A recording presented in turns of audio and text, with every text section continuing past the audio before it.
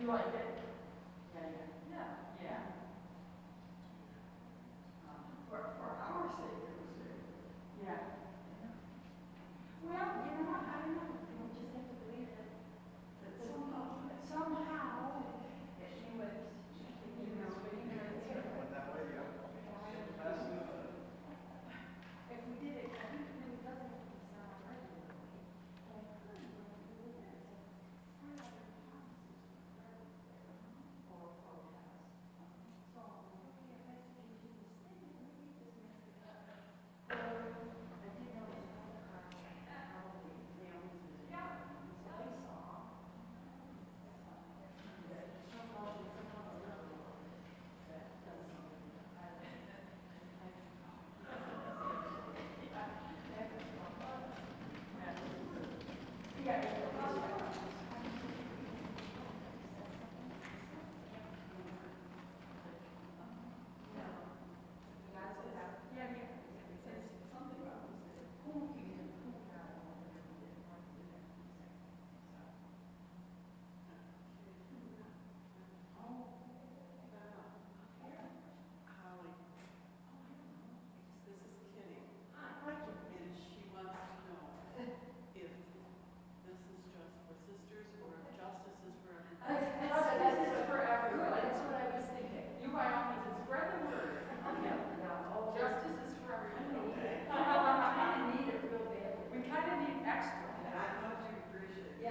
That's pretty good.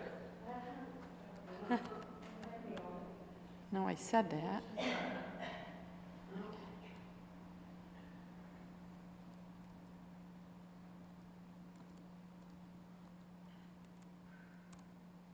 Okay.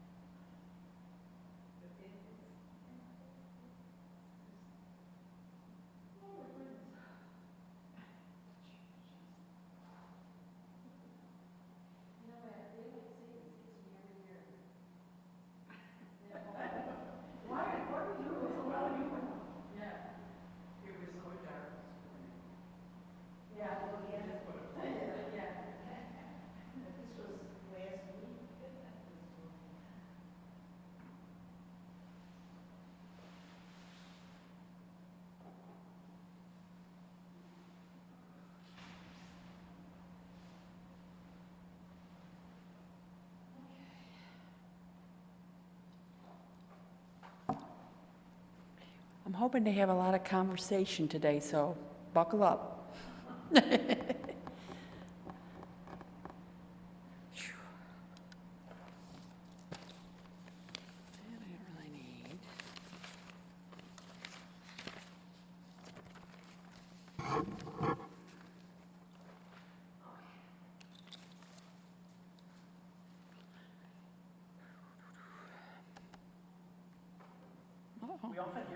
Nope, not that fast. We do often hear a lot of stuff these days, right?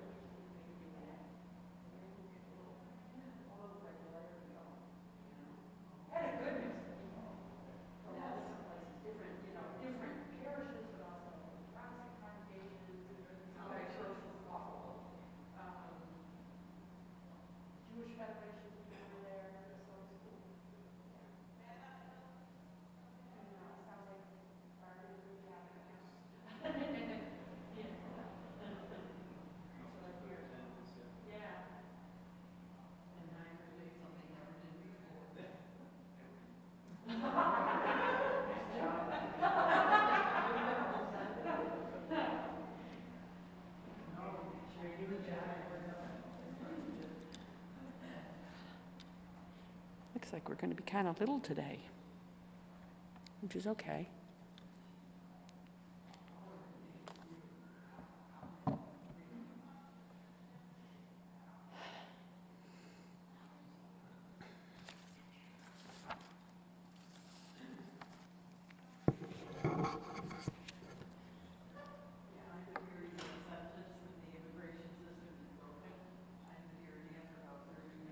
Exactly, yeah, that too. Because the more you read about it, the more you realize it was pretty bad under Biden, it was pretty bad under Obama, it's been pretty bad. Yeah, not like this, but bad. Yeah. All right. Well, maybe I'll just say why I chose out this video. We had the prayer vigil at the Batavia Detention Center yesterday. And when I was preparing the prayer service, collecting the prayers and getting that organized, Donna Del Santo looked at it. She was helping me do some of the prep. And she pointed out that people aren't, that it's not ideal to say immigrants and refugees, but instead, a person who has immigrated, a person who, was a refugee and is now moved to the U.S., because that's not, their entire identity isn't refugee, immigrant. They have, and so it got me thinking about the ways in which and then we had the Merton talk, where Monica talked a lot about othering, and I thought, and it kind of got me thinking about, even in the most well-intentioned ways, the ways we other people. So I think that, the people who don't want immigrants here may other by demonizing or, saying, okay, these people are mentally ill and criminal and all that, or, parasites, whatever. But sometimes it's easy for those who want to help to also other in the sense of kind of not taking in the fullness of the humanity of the people we're talking about. These are people that, are in Wegmans and laughing with their kids and all the rest of it. So it's not just, okay, that's an immigrant, but it's a woman with a family and a job and, likes to do jigsaw puzzles. That's actually me, but that's a different thing. So this man has a kind of an interesting twist on how we talk about immigrants and immigration, which I thought was, and how we've sort of been absorbed by the way people who are opposed to immigration speak. And so we're ever reacting to that language and not really thinking about the way we're talking about it. So I thought it was pretty good, and I'm hoping that we can get, a little bit of talk. It's only 16 minutes, so we have time to sort of mull it a little bit and think through some of the things he brings up, if you're willing. So I'll play this and then we can. The immigration system is broken.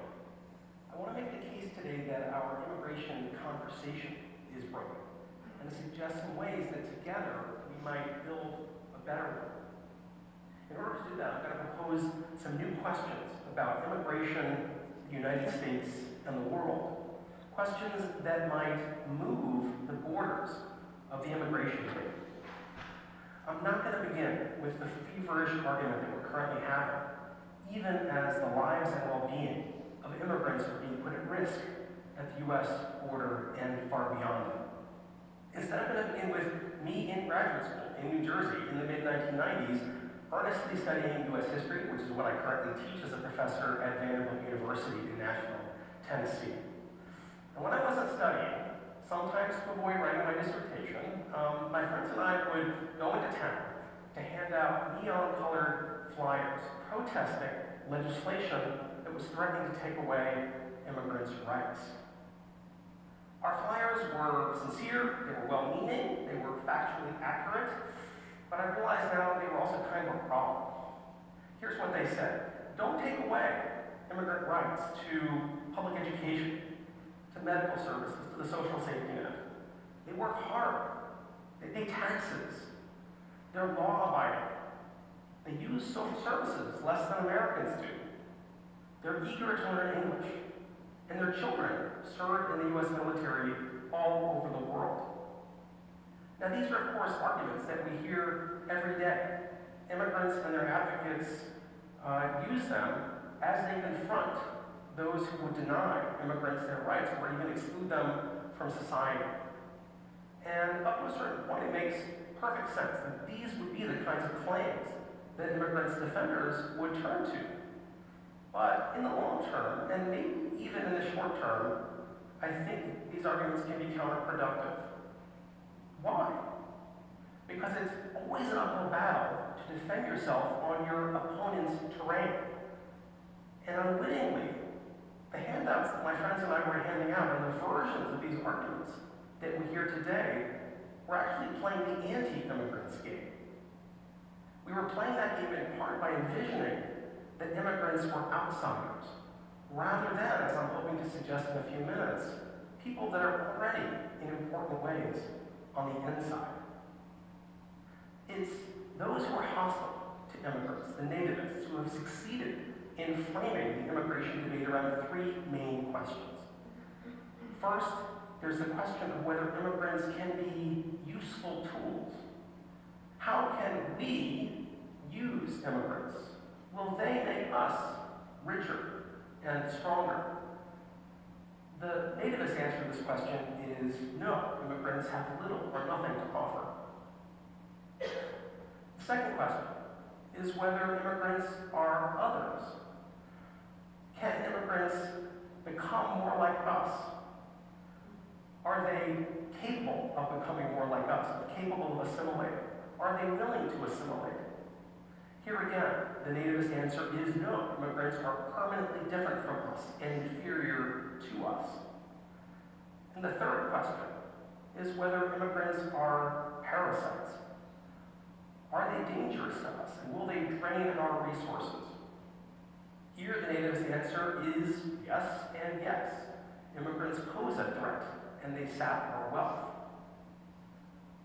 I would suggest that these three questions, and the nativist animus behind them, have succeeded in framing the larger contours of the immigration debate. These questions are anti-immigrant and nativist at their core, built around a kind of hierarchical division of insiders and outsiders, us and them, in which only we matter and they don't. And what gives these questions traction and power beyond the circle of committed nativists is the way that they tap into an everyday, seemingly harmless sense of national belonging and activate it, heighten it, and inflame it. Nativists commit themselves to making stark distinctions between insiders and outsiders, but the distinction itself is at the heart of the way nations define themselves. The fissures between inside and outside, which often run deepest along lines of race and religion, are always there to be deepened and exploited. And that potentially gives nativist approaches resonance far beyond those who consider themselves anti-immigrant, and remarkably, even among some who consider themselves pro-immigrant. So, for example, when immigrants act allies answer these questions the nativists are posing, they take them seriously. They legitimate those questions, and to some extent, the anti-immigrant assumptions that are behind them. When we take these questions seriously, without even knowing it, we're reinforcing the closed, exclusionary borders of the immigration conversation. So how did these become the leading ways that we talk about immigration? Here we need some backstory, which is where my history training comes in. During the first century of the U.S.'s status as an independent nation, it did very little to restrict immigration at the national level. In fact, many policymakers and employers worked hard to recruit immigrants, to build up industry, and to serve as settlers, to seize the continent. But after the Civil War, nativist voices rose in volume and in power. The Asian, Latin American, Caribbean, and European immigrants who dug Americans' canals, cooked their dinners, fought their wars, and put their children to bed at night were met with a new and intense xenophobia, which cast immigrants as permanent outsiders who should never be allowed to become insiders. By the mid-1920s, the nativists had won, erecting racist laws that closed out untold numbers of vulnerable immigrants and refugees. Immigrants and their allies did their best to fight back, but they found themselves on the defensive, caught in some ways in the nativists' frames. When nativists said that immigrants weren't useful, their allies said, yes, they are. When nativists accused immigrants of being others, their allies promised that they would assimilate. When nativists charged that immigrants were dangerous parasites, their allies emphasized their loyalty, their obedience, their hard work, and their thrift. Even as advocates welcomed immigrants, many still regarded immigrants as outsiders, to be pitied, to be rescued, to be uplifted, and to be tolerated, but never fully brought inside as equals in rights and respect. After World War II, and especially from the mid-1960s until really recently, immigrants and their allies turned the tide, overthrowing mid-20th century restriction and winning instead a new system that prioritized family reunification, the admission of refugees, and the admission of those with special skills. But even then, they didn't succeed in fundamentally changing the terms of the debate. And so that framework endured, ready to be taken up again in our own convulsive moment. That conversation is broken. The old questions are harmful and divisive. So how do we get from that conversation to one that's more likely to get us closer to a world that is fairer, that is more just, that's more secure? I want to suggest that what we have to do is one of the hardest things that any society can do, to redraw the boundaries of who counts, of whose life, whose rights, and whose thriving matters. We need to redraw the boundaries. We need to redraw the borders of us. In order to do that, we need to first take on a worldview that's widely held, but also seriously flawed. According to that worldview, there's the inside of the national boundaries, inside the nation, which is where we live, work, and mind our own business. And then there's the outside. There's everywhere else. According to this worldview, when immigrants cross into the nation, they're moving from the outside to the inside, but they remain outsiders. Any power or resources they receive are gifts from us rather than rights. Now, it's not hard to see why this is such a commonly held worldview. It's reinforced in everyday ways that we talk and act and behave, down to the border maps that we hang up in our schoolrooms. The problem with this worldview is that it just doesn't correspond to the way the world actually works and the way it has worked in the past. Of course, American workers have built up wealth in society, but so have immigrants, particularly in parts of the American economy that are indispensable and where few Americans work, like agriculture.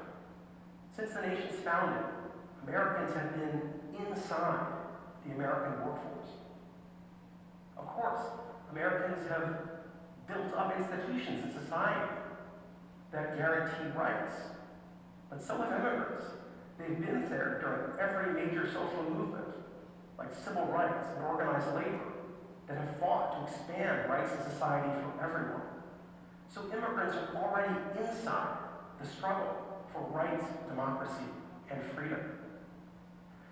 And finally, Americans and other citizens of the global north haven't minded their own business.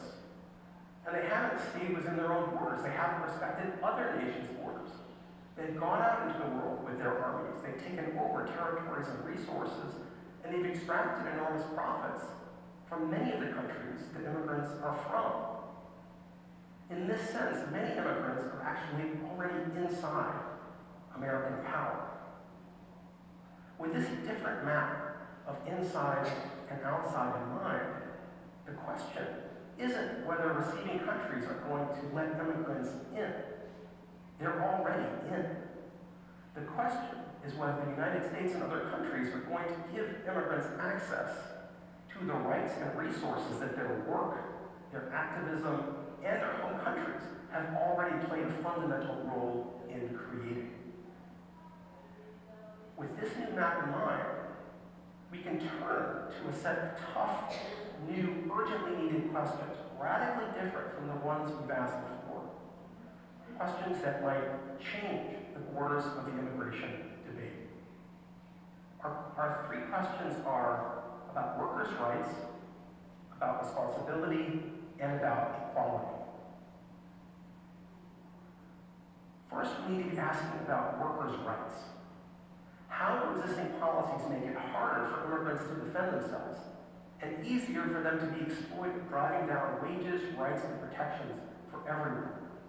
When immigrants are threatened with roundups, detention, and deportations, their employers know that they can be abused, that they can be told that if they fight back, they'll be turned over to ICE.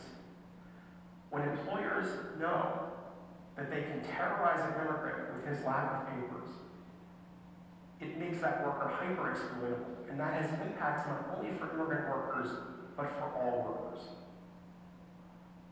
Second, we need to ask questions about responsibility. What role have rich, powerful countries, like the United States, played in making it harder and impossible for immigrants to stay in their home countries? Picking up and moving from your country is difficult and dangerous, but many immigrants simply do not have the option of staying home if they want to survive. Wars, trade agreements, and consumer habits rooted in the global north play a major and devastating role here. What responsibilities do the United States, the European Union, and China, the world's leading carbon emitters, have to the millions of people already uprooted by global warming? And third, we need to ask questions about equality. Global inequality is a wrenching, intensifying problem. Income and wealth gaps are widening around the world. Increasingly, what determines whether you're rich or poor, more than anything else, is what country you're born in, which might seem great if you're from a prosperous country, but it actually means a profoundly unjust distribution of the chances for a long, healthy, fulfilling life. When immigrants send money or goods home to their family, it plays a significant role in narrowing these gaps, if a very incomplete one. It does more than all the foreign aid programs in the world combined.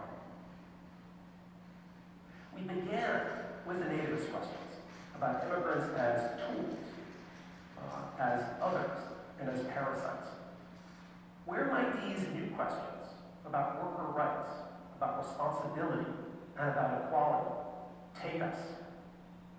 These questions reject pity, and they embrace justice. These questions reject the nativist and nationalist division of us versus them. They're going to help prepare us for problems that are coming, and problems like global warming that are already upon us. It's not going to be easy to turn away from the questions that we've been asking towards this new set of questions.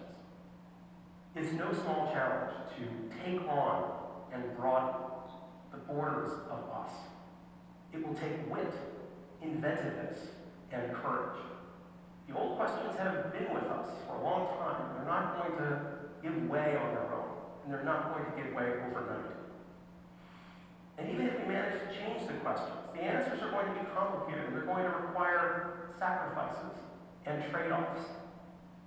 And in an unequal world, we're always going to have to pay attention to the question of who has the power to join the conversation and who doesn't. But the borders of the immigration debate can be moved. It's up to all of us to move them. Thank you.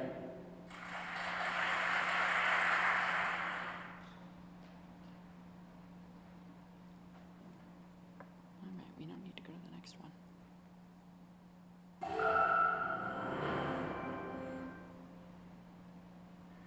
This one's personal.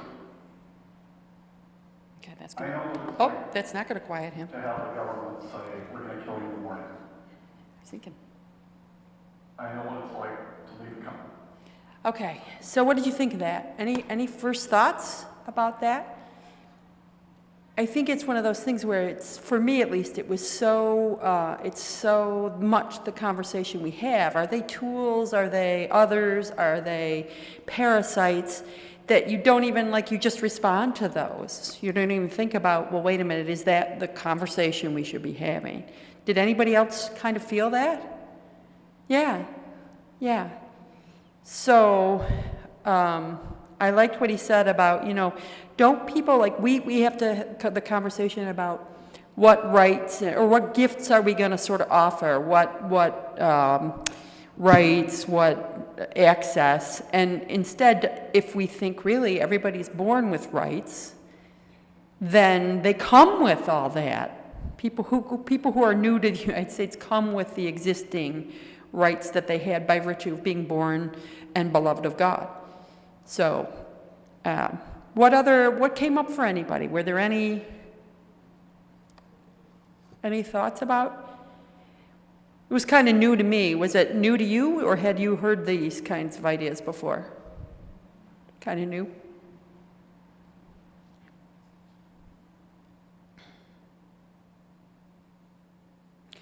So, I kind of thought, well, maybe we could use the, how does this two-tier way of looking at people? We have the us and the them, affect worker rights, and he talks about it a little bit. But the idea that you can exploit certain people, farm workers, can't complain, and so then that means that lowers the wages for everybody because you can get away with that. I would just share, if you have thoughts about this, my husband's a tech guy, and he works with a lot of people from other countries, and they come on a work visa, and if they change jobs or they get fired, the clock starts over on when they can get a green card. So they're professional people with, big technical degrees, and they're still sort of held captive. They have to put up with stuff in the workplace that maybe an American citizen wouldn't, because unless you're willing to change jobs, and it's a long time, it's years that you have to stay in one job before you can apply for your green card. And so, say you get to a place, yeah, exactly. I like Alicia's face. So say you just have a terrible boss, or the hours demanded of you are ridiculous or something. Even as a person with a master's or a PhD, you have to put up with it or start over.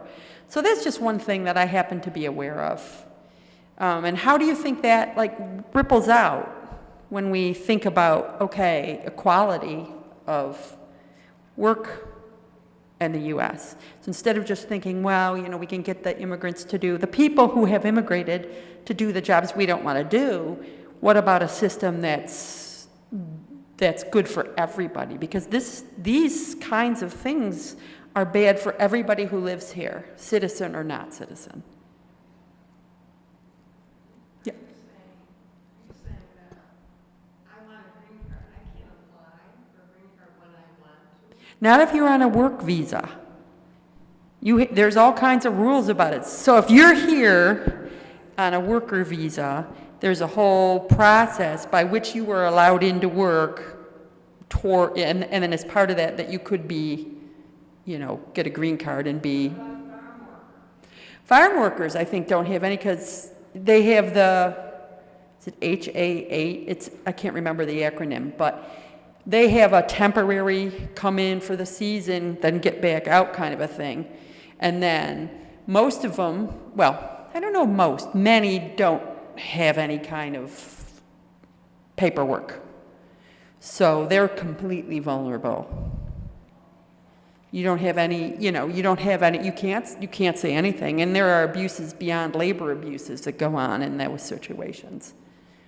So I've been in migrant camps, even west of the city, where they have trailers in the back, you know, of the property, and the guys come to pick, and they're terrible. They're horrendous. They're filthy. They're like, you know, you wouldn't live on that on a bet. But what are they going to say? Yeah. Oh, Pat has a.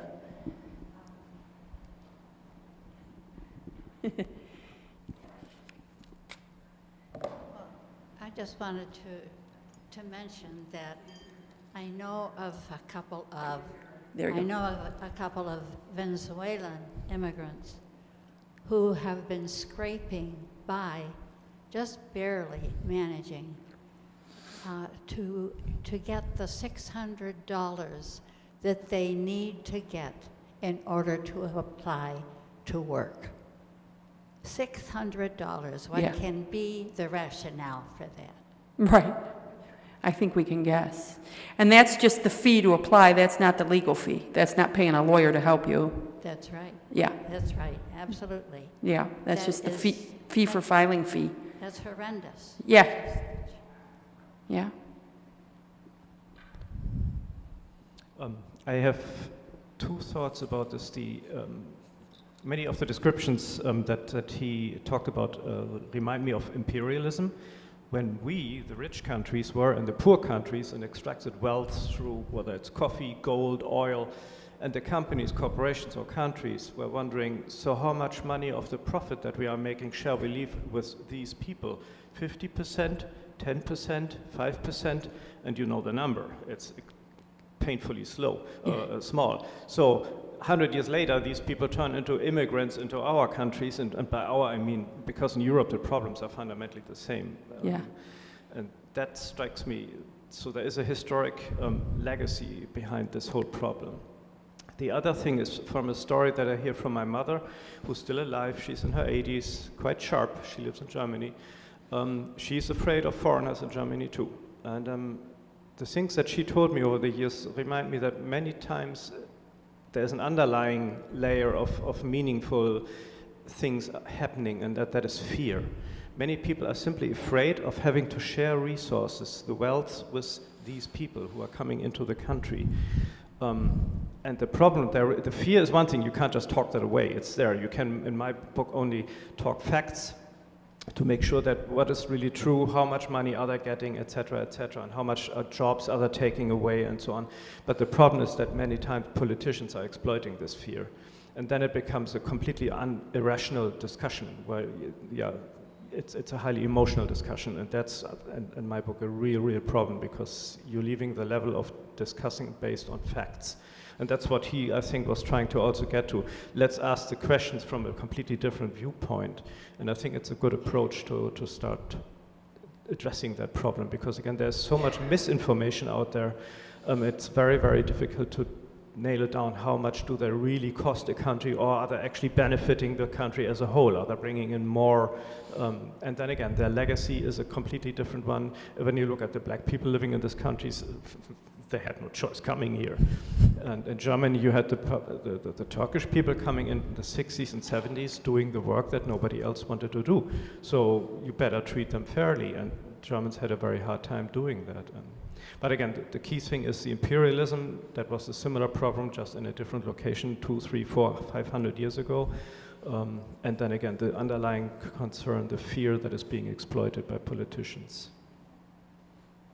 Yeah, and I agree. I think the stepping outside that conversation where it's like, okay, you're a parasite or a tool.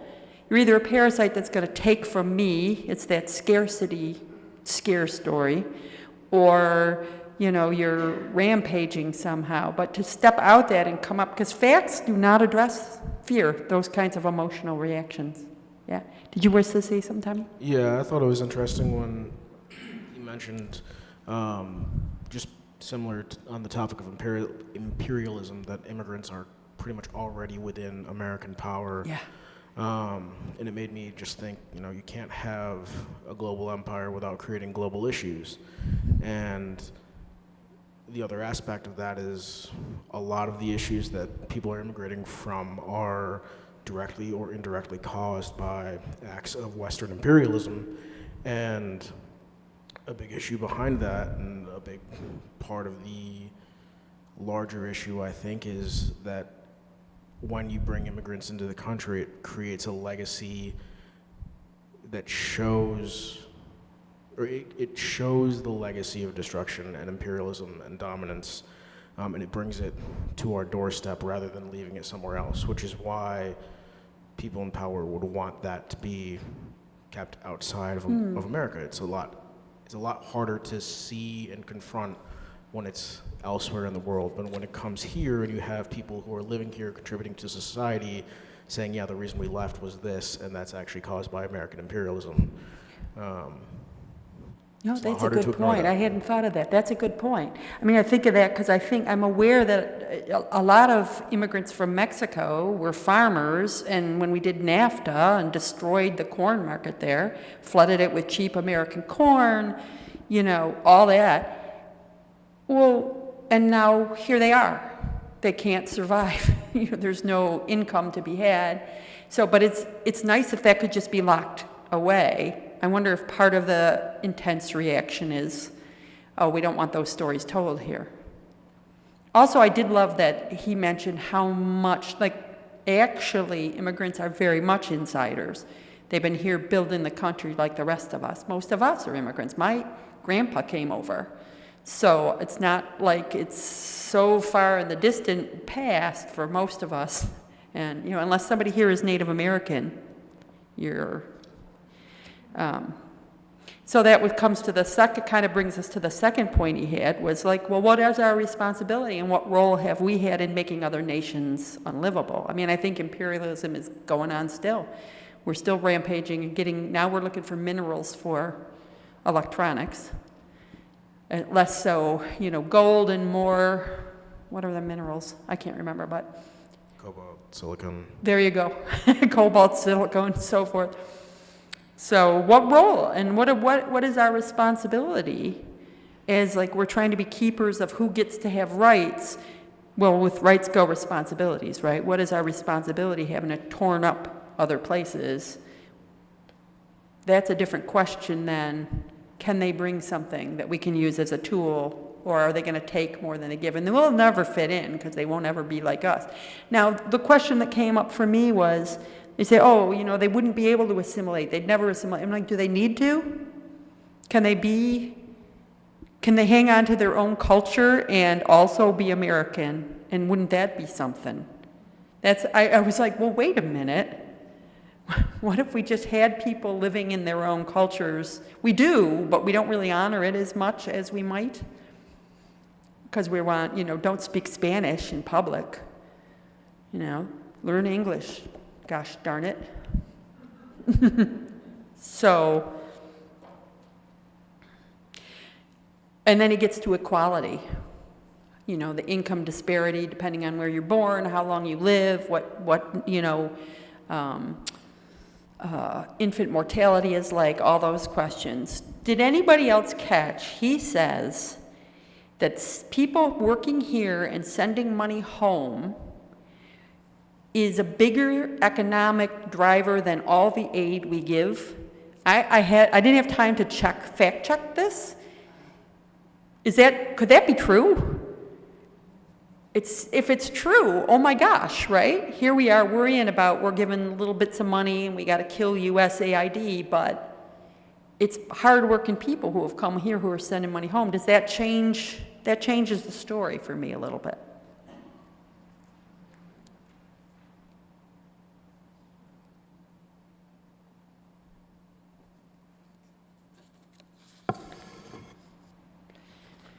What other thoughts came up for you, if anything, from that? Anything else that... Marilyn? I was just thinking, we did not mention with the imperialism, and also the sending money home is about climate change as well. How that's impacted every country, including this one. But it's not discussed, and I think if we could, it seems so systemic, like it just is up and down, in every way. We don't attend to climate change, therefore people will come. Yeah. And will come wherever they can go to stay alive. Yeah. They can't farm where now there's desert. They can't have their animal, all that kind of stuff. And goes with the imperialism question as well. All the Very much so. resources have come to this country, leaving the other countries, the poorer countries, poor. Yeah. And no relief. And on any one of those levels, there's no relief because we won't discuss climate change. Right.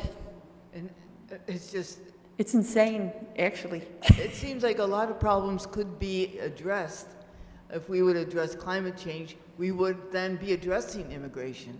That's in a right. more logical way. People do want to stay home, I think, in their home. That's right. With their own families and friends and all of that. They're called, but they can't. So there's I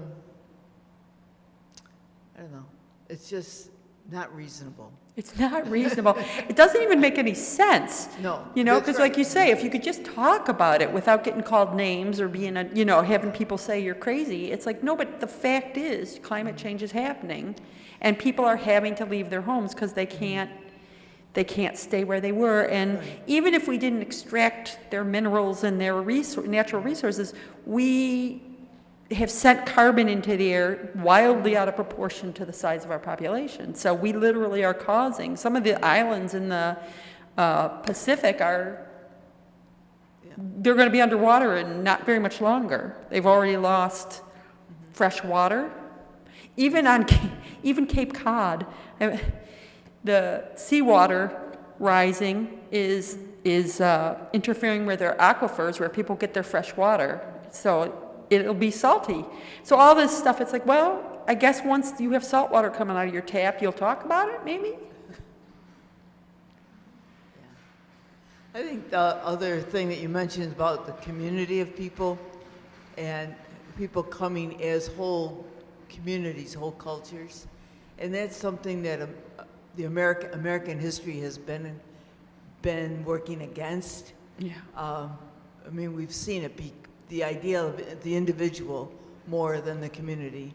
And I think that that's one reason that people are fearful too, because people come as communities and cultures, not as ones. Yeah. And we are ones in this country.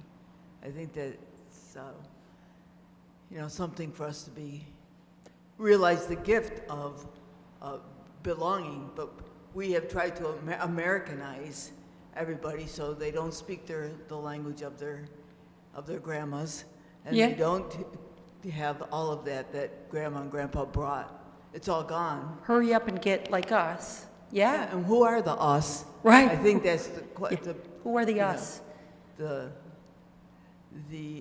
American, whatever is the American way. I don't know how to even label it, but it's killed all the cultures that we've come from, and so we've become individuals. Yeah. I wonder if that's part of the resistance too, is that it scares us that people come in community, we see that community, and because we're all like, no, I do it myself, I don't need anybody, it seems so foreign, so challenging, so, we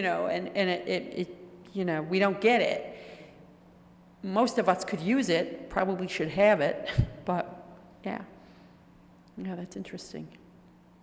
That was the start of that book, Bowling Alone, that began to be talked about in the 80s. Habits of the heart and bowling alone and all of that. The problem of the American culture, the lack of culture in America. And there's just a documentary out last year, I think it was called Join or Die, and they were talking about, nobody, all those things where we used to be able to talk across cultures, even cultures like liberal versus conservative. If you're bowling together, you have some connection. And now we don't. We're all in our little pods, even more than ever. Yeah. Yeah.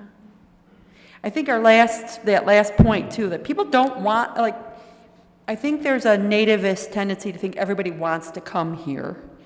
Like they're desperate to get here because this is so much. People don't. People love their homes. They love their families. They love their food. I mean, there's probably some people who dream of America in the abstract, sort of, but a lot of people, I think, come because they have to. And I want to allow, if there's any other comments, but I'm going to read a little part of a poem that kind of addresses that. Are there other comments, though? Barb?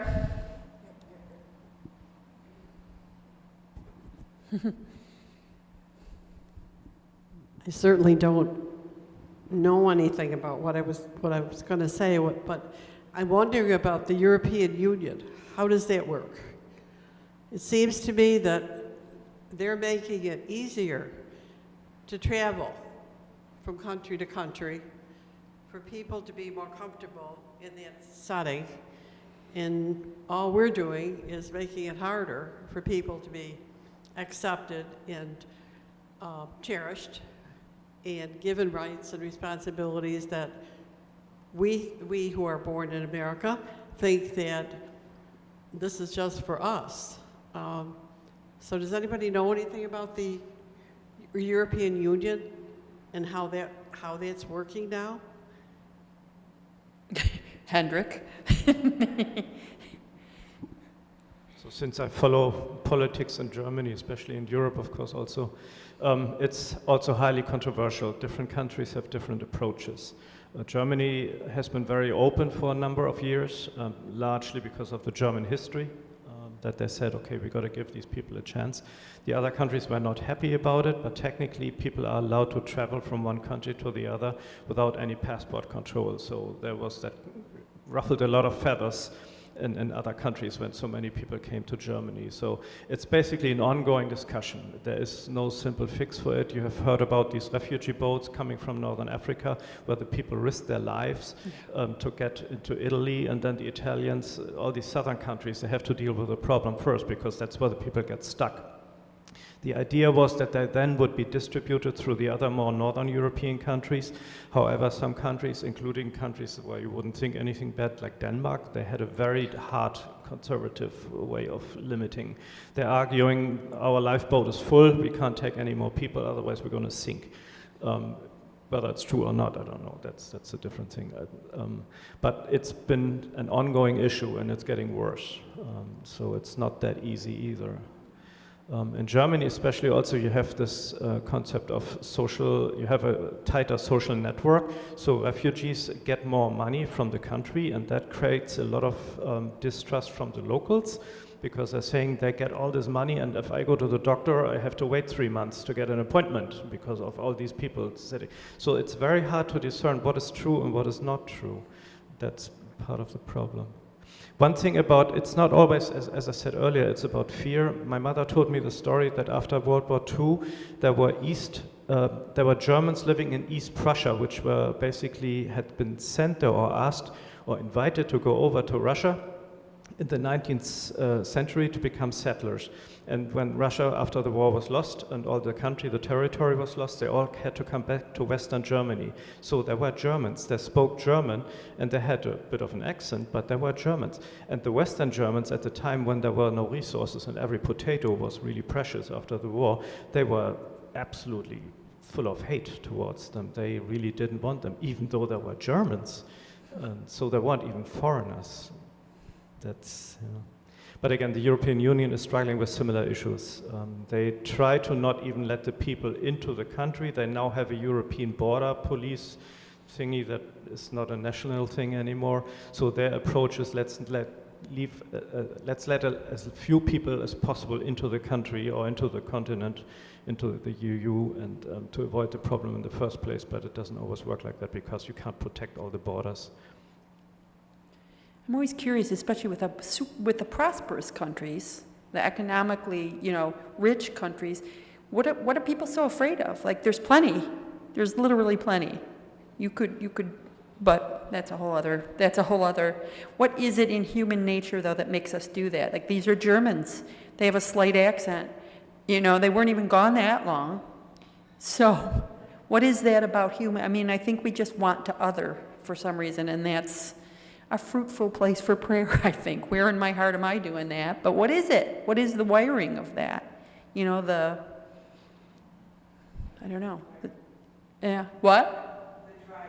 Yeah, I think so. Yeah, and maybe before that, even like I think of the troops of guerrillas and how they battle.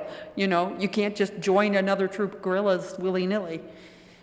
So let me just read a little of this. It's called Home by Warsan Shire. Maybe some of you are familiar. It's long, but I'm just going to read a little bit of it. No one leaves home unless home is the mouth of a shark. You only run for the border when you see the whole city running as well. Your neighbors running faster than you, breath bloody in their throats. The boy you went to school with, who kissed you dizzy behind the old tin factory, is holding a gun bigger than his body. You only leave home when home won't let you stay. No one leaves home unless home chases you, fire under feet, hot blood in your belly.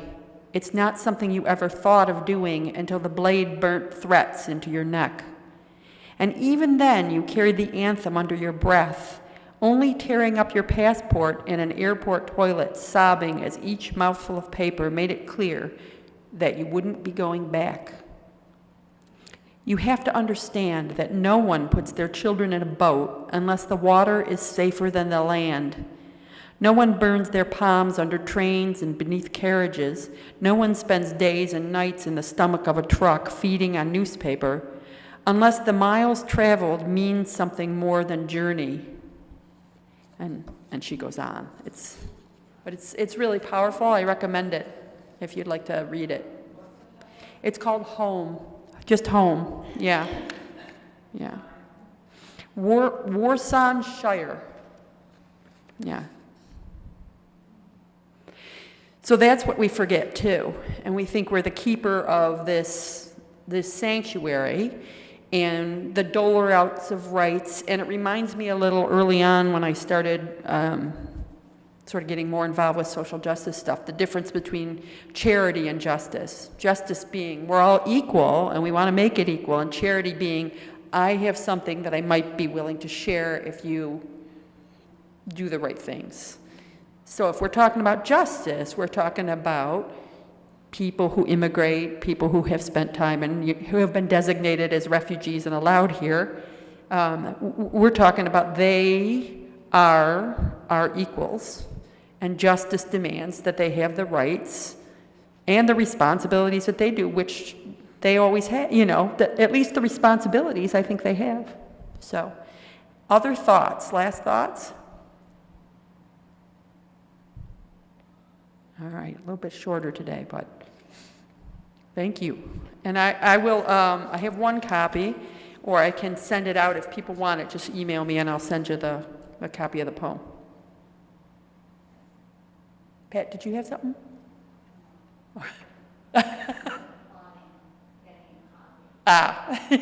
Okay. All right, well, thank you. Good discussion.